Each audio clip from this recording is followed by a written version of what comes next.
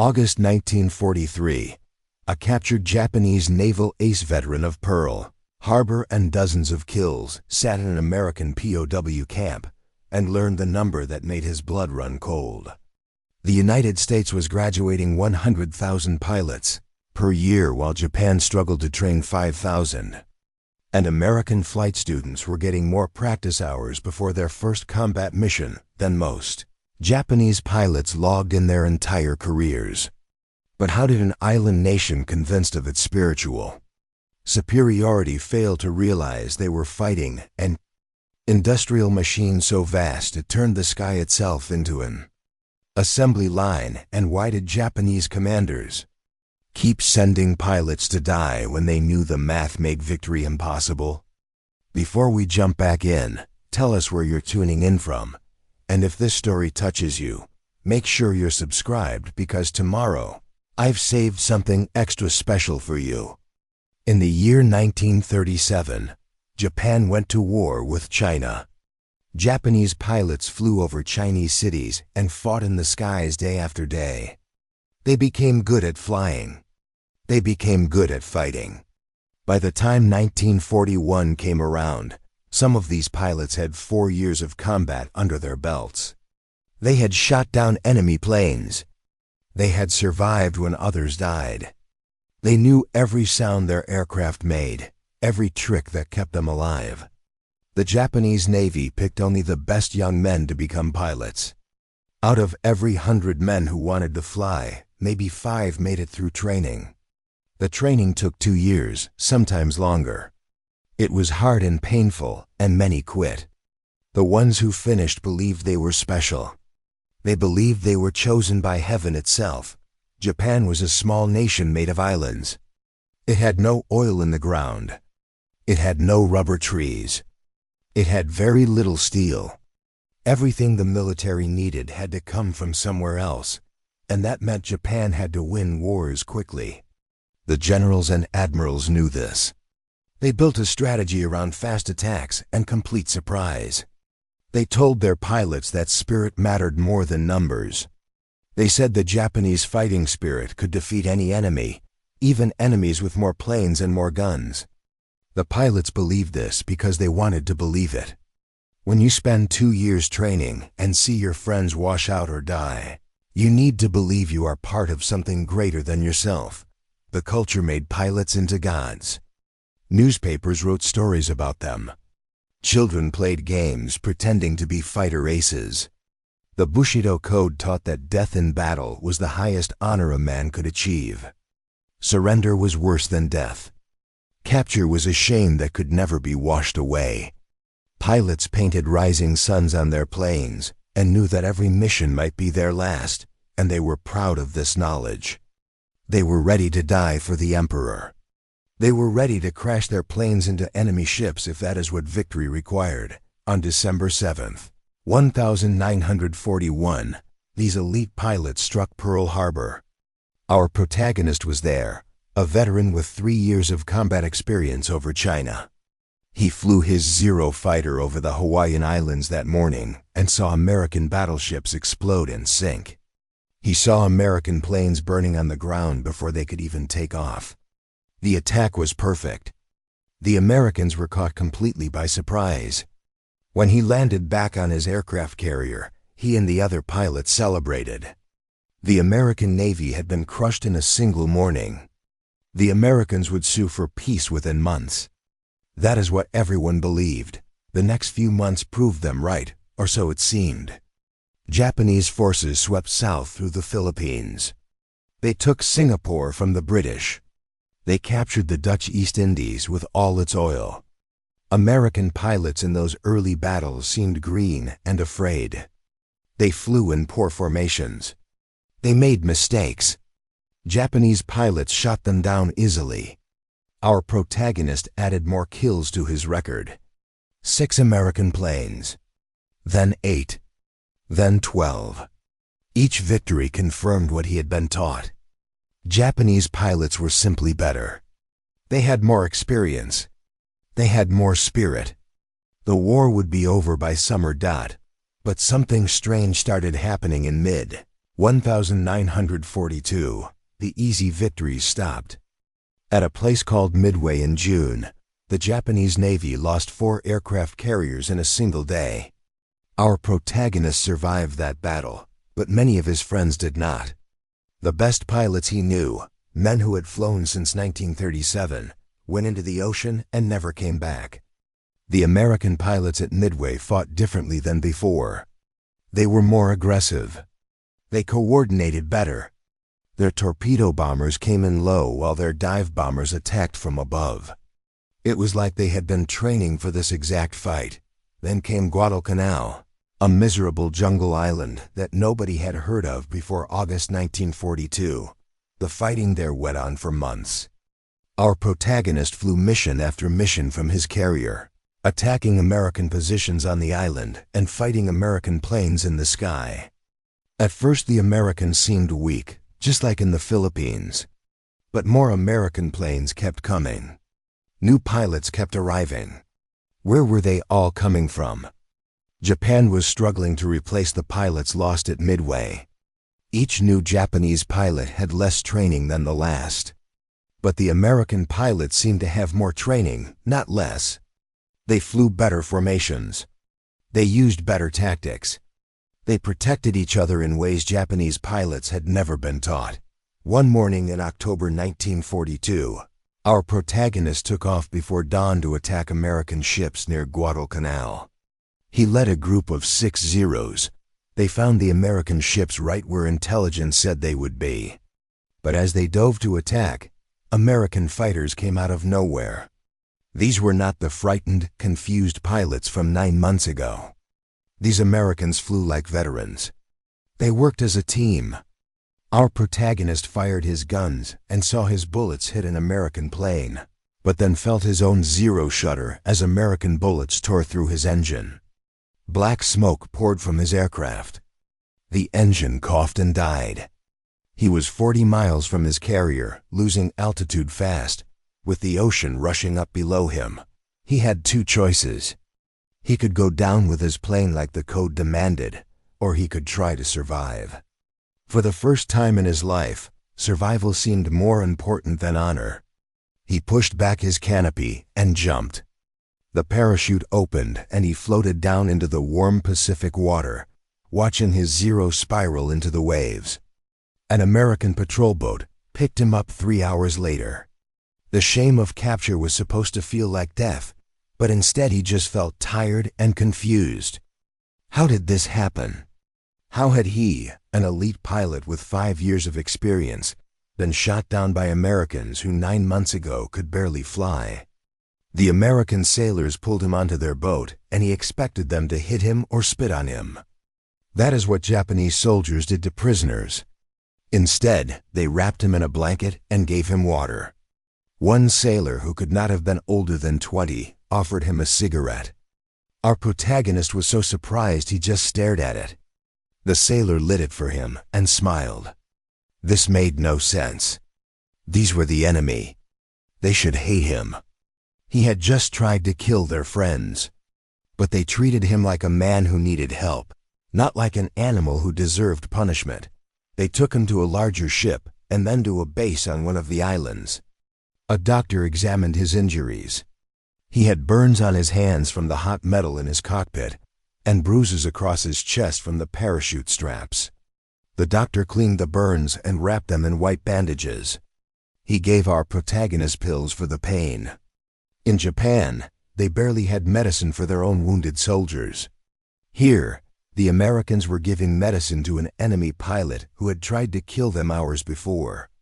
The doctor spoke no Japanese, and our protagonist spoke no English. But the doctor's hands were gentle, and his face showed no anger. The prisoner of war camp sat on a hillside with long, wooden buildings painted white. Fences surrounded it, but the fences were not very tall. Guards walked the perimeter with rifles, but they seemed bored, not cruel. Our protagonist was given a uniform to wear, gray cotton that was clean and had no holes. They gave him a cot with a real mattress and 2 blankets. The building had electric lights. At his air base in the South Pacific, pilots slept in tents with bugs and mud. Here, enemy prisoners had electricity and solid roofs. Nothing made sense. The food was the first thing that truly shocked him. 3 meals a day, every day. Bread with butter. Meat that was not rotten. Vegetables. Coffee. The portions were bigger than what Japanese pilots got. And they were the elite of the military. Our protagonist ate slowly that first night, expecting someone to take the food away, but nobody did. The American guards ate the same food in their own mess hall nearby. He could see them through the fence, laughing and joking while they ate. They did not look like men fighting a desperate war. They looked like men who had plenty of everything. After 2 weeks, an American officer came to interview him. The officer had a translator, a Japanese American who spoke both languages perfectly. The officer asked questions about aircraft and tactics and bases. Our protagonist said nothing. He was a prisoner, but he still had his honor. He would not betray his country. The officer did not seem surprised or angry. He just nodded and said they would talk again later. Then he did something strange. He showed our protagonist a film. The room went dark and a projector hummed to life.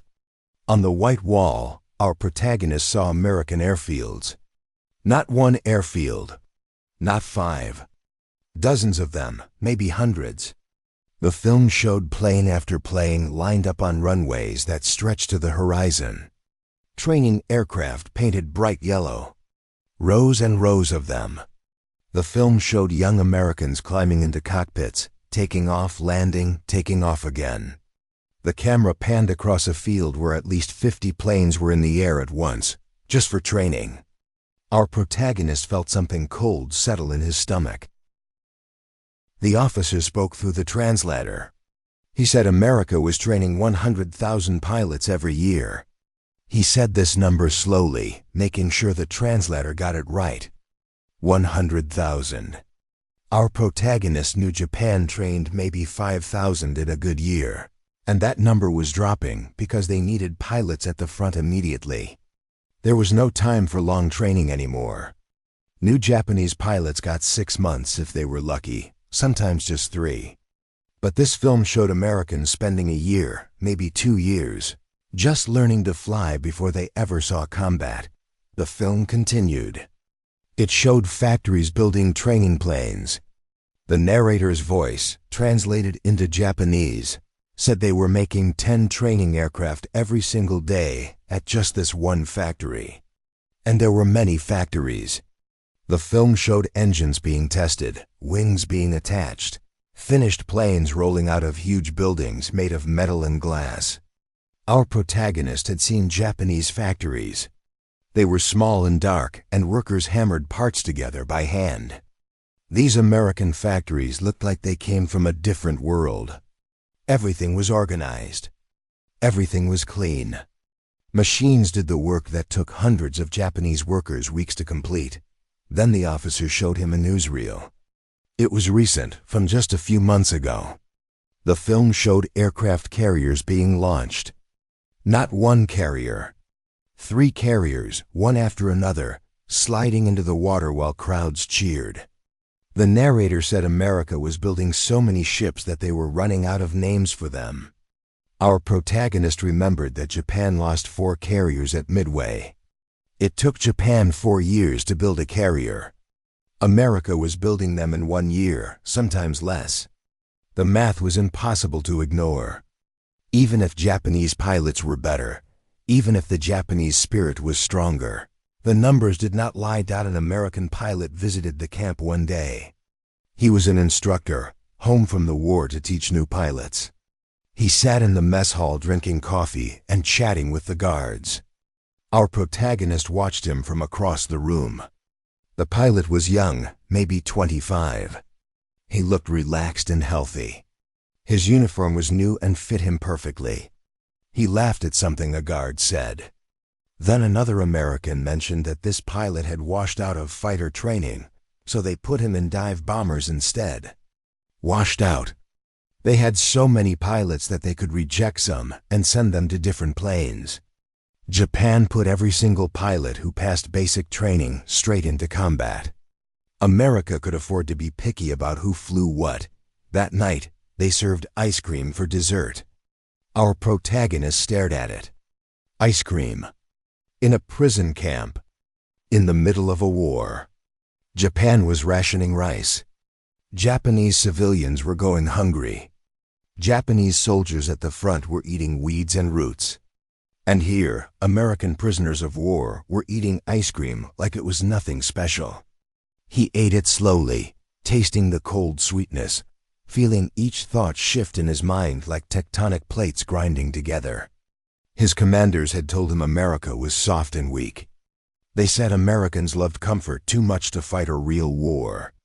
But this was not a weakness. This was power so vast that they could afford to be comfortable while fighting wars on two sides of the planet. Thanksgiving came in. November of 1943. Our protagonist had been a prisoner for over a year now.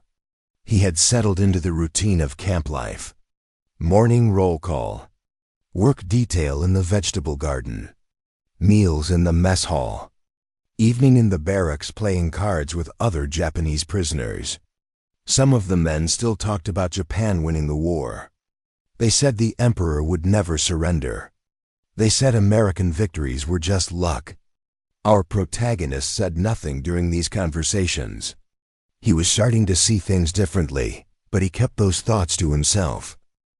Preparing and narrating this story took us a lot of time, so if you are enjoying it, subscribe to our channel. It means a lot to us. Now back to the story. The Americans decorated the mess hall for their holiday. They hung colored paper on the walls and put small flags on the tables. The guards seemed excited about something. That evening, when the prisoners filed in for dinner, they saw tables loaded with more food than our protagonist had seen in his entire life. There were 3 whole turkeys, roasted until the skin was brown and crispy. There were potatoes mashed with butter and cream. There were sweet potatoes covered in something sticky and sweet. There were green beans and bread rolls and cranberry sauce and pies. The guards served the prisoners the same meal they were eating themselves. Our protagonist sat down with his plate piled high and felt something break inside his chest. This was not propaganda. This was not a trick to make prisoners talk. This was just a normal American holiday, and they had so much food that they could share it with enemy prisoners without thinking twice. Back home in Japan, his family was probably eating rice mixed with tree bark to make it last longer. His mother was probably weighing out each grain carefully. Japanese soldiers at the front were dying of starvation in the jungles of New Guinea. And here, in a prison camp, the Americans were serving turkey and pie to men who had tried to kill them. After dinner, a guard brought him a magazine. The guard could not speak Japanese, but he pointed at pictures and smiled. The magazine was called Life, and it showed American factories. One photograph took up 2 full pages. It showed the inside of a building so large that our protagonist could not understand the scale at first. Then he realized each tiny dot in the photograph was a person. There were hundreds of people working on an assembly line that stretched the entire length of the building. They were making B-29 bombers, the new American aircraft that was just starting to appear over Japanese targets. The caption said this factory completed 1 bomber every 63 minutes. 1 complete bomber every hour. The building ran 24 hours a day. Our protagonist did the math in his head. That was almost 40 bombers per day from just this one factory. The magazine showed 3 other factories just like it. He thought about the aircraft factory he had visited once near Tokyo. It was dark and cramped, and workers struggled to build 2 planes per week. The math was devastating. It was crushing. It made his throat tight and his eyes burn. Japan had already lost this war before it started. The admirals must have known. They must have seen these numbers. But they sent pilots to die anyway. Another prisoner, a man named Takahashi, who had been shot down near Midway, sat beside him and looked at the magazine. Takahashi was older, maybe 35, with gray in his hair. He had been flying since China.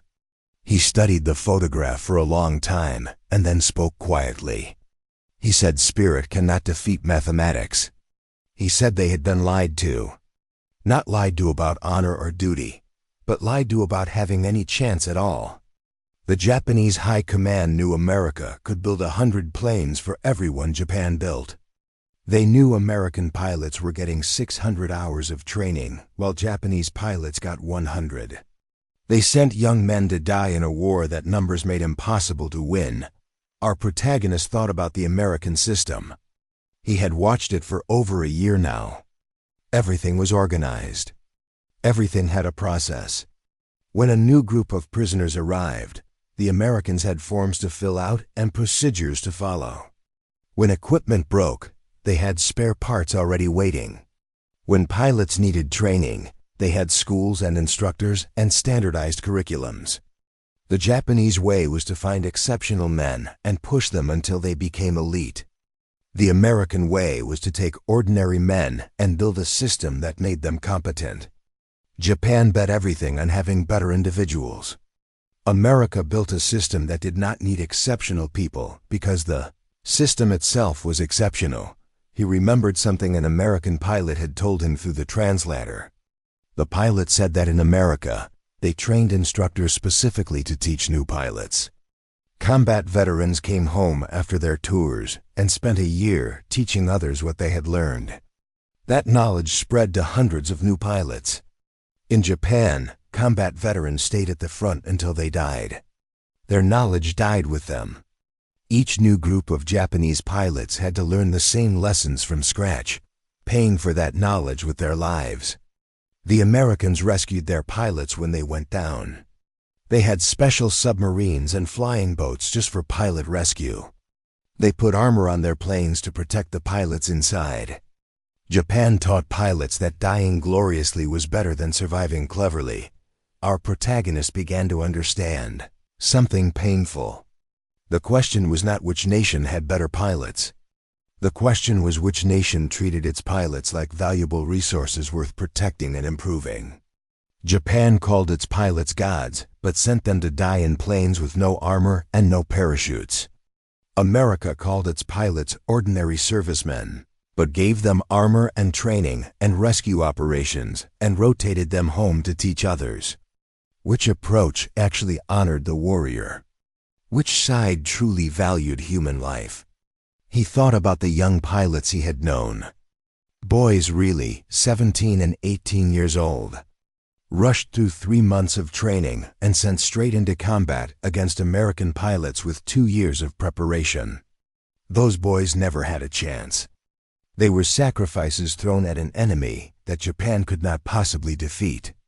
The High Command must have known this. They knew the production numbers. They knew the training differences. They knew America was fighting Germany at the same time and still had more planes and pilots than Japan could imagine. But they sent those boys anyway because admitting the truth would mean admitting the whole war was pointless. Takahashi spoke again. He said that in captivity, he had learned more truth than in 5 years of service to the emperor. He said America's strength was not its factories or its resources, though those things mattered. Its real strength was that it thought clearly. It counted things. It measured things. It looked at numbers and made plans based on reality, not on wishes or faith. Japan had taught them that counting the enemy's planes showed weakness of spirit. America taught its people that counting the enemy's planes was called intelligence. Our protagonist lay in his cot that night and stared at the ceiling.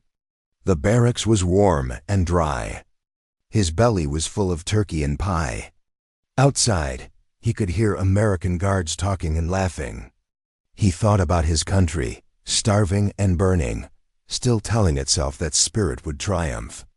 He thought about all the pilots who died believing they were heroes in a war Japan could win. And he realized the cruelest thing was that their deaths had meant nothing. Not because they were cowards or failures, but because mathematics had already decided everything. Before the first shot was fired, the war ended in August 1945 with 2 atomic bombs and the emperor's Voice on the radio telling Japan to surrender. Our protagonist heard the news in the prisoner of war camp. Some of the Japanese prisoners wept. Some refused to believe it. Some sat in silence, their faces empty of all feeling. Our protagonist felt something like relief mixed with grief. The war was over. He had survived. But what was he returning to? The Americans put the Japanese prisoners on ships and sent them home in early 1946. The voyage took 2 weeks. Our protagonist stood on the deck as they approached Japan and saw a coastline he barely recognized. Cities that should have been bright with lights were dark. Smoke still rose from some areas. As the ship entered Tokyo Bay, he saw the destruction clearly. Whole neighborhoods were gone, burned flat. Buildings stood like broken teeth against the sky. The great capital of the empire looked like it had been picked up and shaken by an angry god.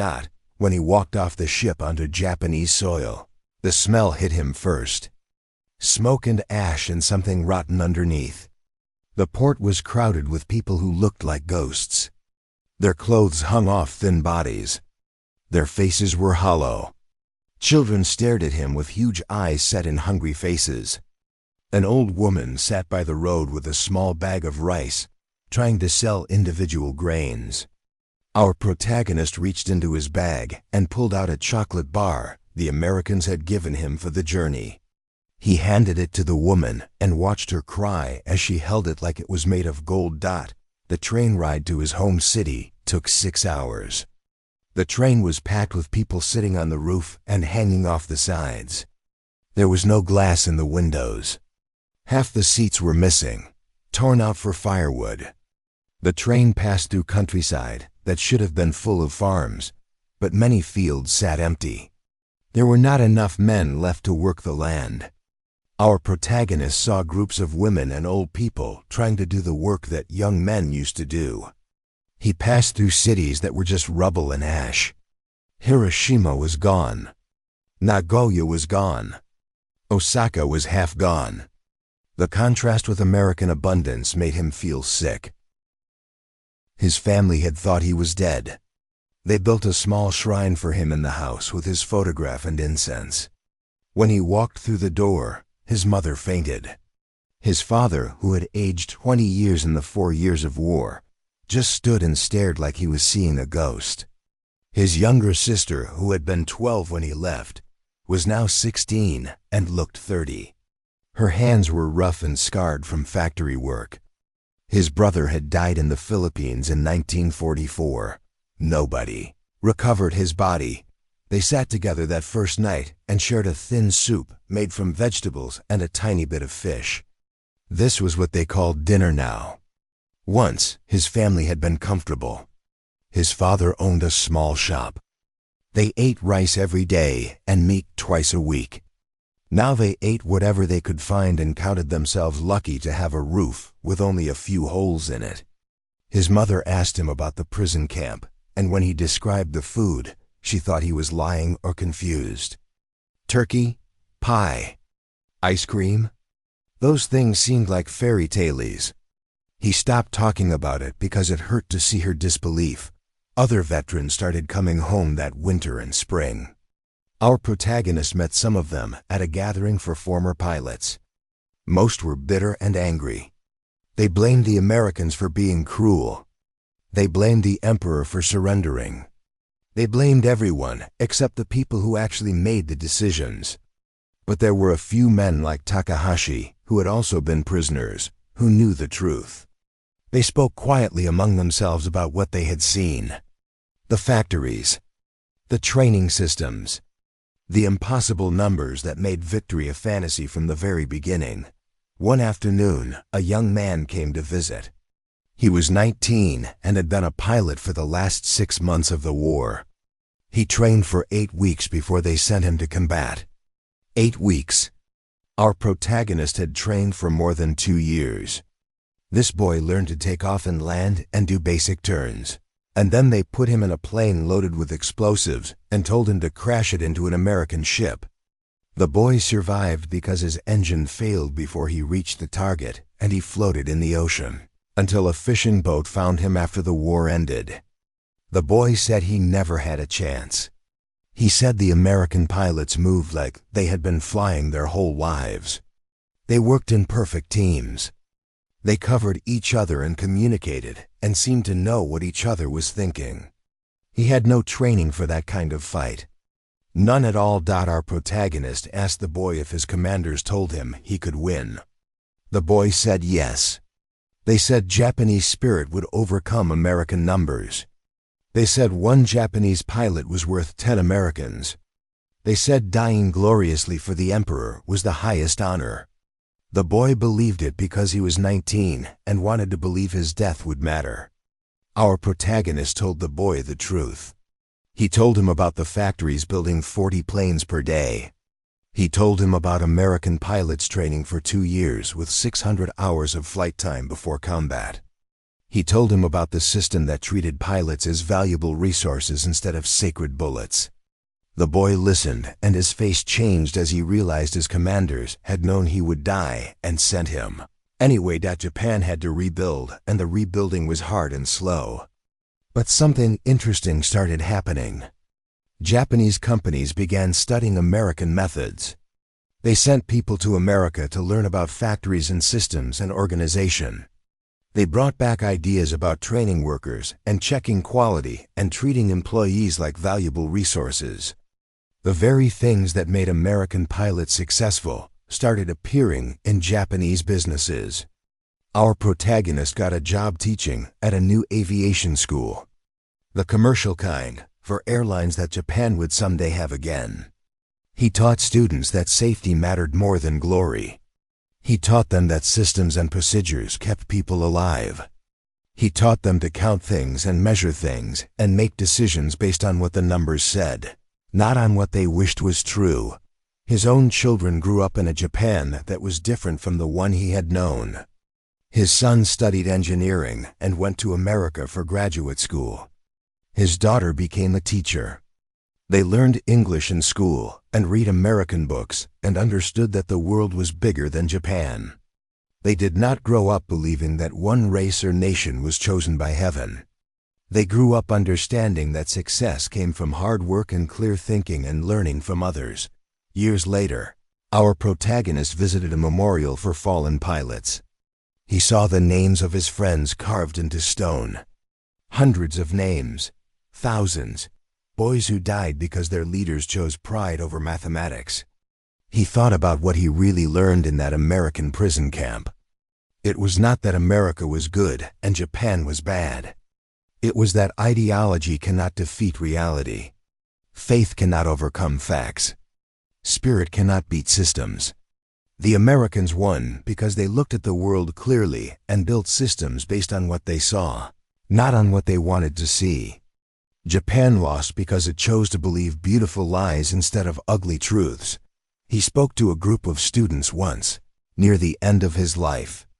Someone asked him what lesson the war taught him. He thought for a long time before answering. He said that in Japan, they were taught that counting enemy planes showed weakness of spirit. In America, counting enemy planes was called intelligence. He said that in Japan, they treated pilots like sacred weapons to be used once. In America, they treated pilots like valuable resources to be protected and reused. He said he learned that the nation which truly honors its warriors is the nation that brings them home alive. Japan called its pilots gods but sent them to die. America called its pilots ordinary servicemen but built systems to keep them alive. That difference, he said, was everything. That difference was why he stood there as an old man while most of his friends were names on stone. Up next, you've got 2 more standout stories right on your screen. If this one hits the mark, you won't want to pass these up. Just click and check them out. And don't forget to subscribe and turn on the notification bell so you don't miss any upload from us.